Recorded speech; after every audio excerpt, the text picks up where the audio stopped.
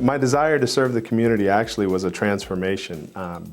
I started off as a taker, pretty much. I was very selfish, ran around with some people. It's what I'd learned. And once I saw that people had given to me, I started seeing the value in that.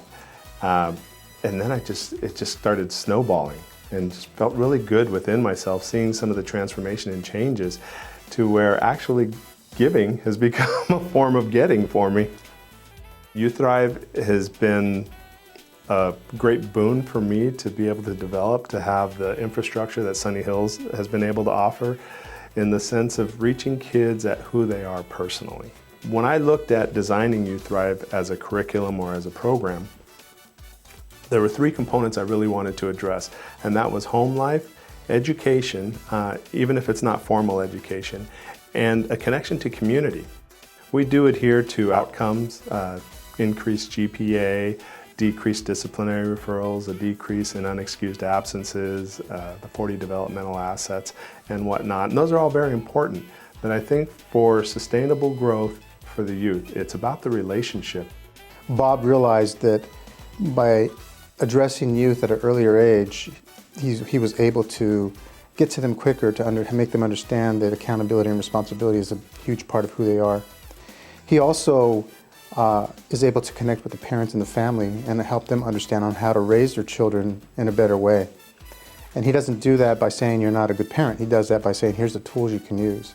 Latino culture is a collective culture, and mainstream American culture is more of an individualistic culture. So for them to come from their culture of being collectivistic into this individualistic culture, they're going to gravitate towards any aspect they can of a collectivistic, familiar culture to them. That unfortunately happens to be gangs. A lot of these kids were objectifying their community. And if they objectify the community, it's easier to hurt that community.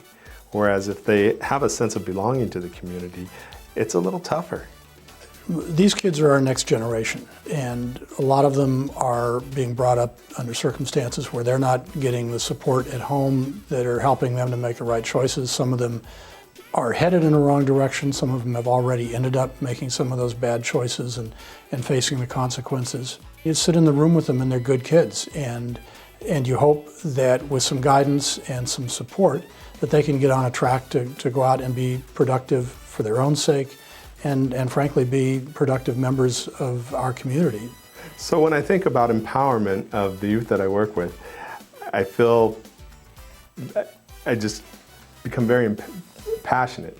They are youth that many times don't have a lot of resources, who all they need is some direction, support along that path.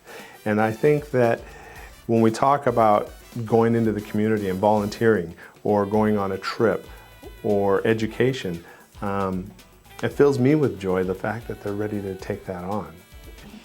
I think the program in itself is something unique.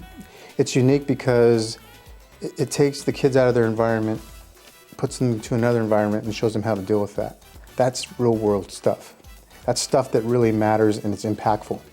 And I think that Bob, because of his caring, because of his background, because of his education, they understand that not only can I deal with things outside of my world, I can build on these tools and become a better person, and that makes them better adults in the future, which builds on a community, makes a better community for everybody.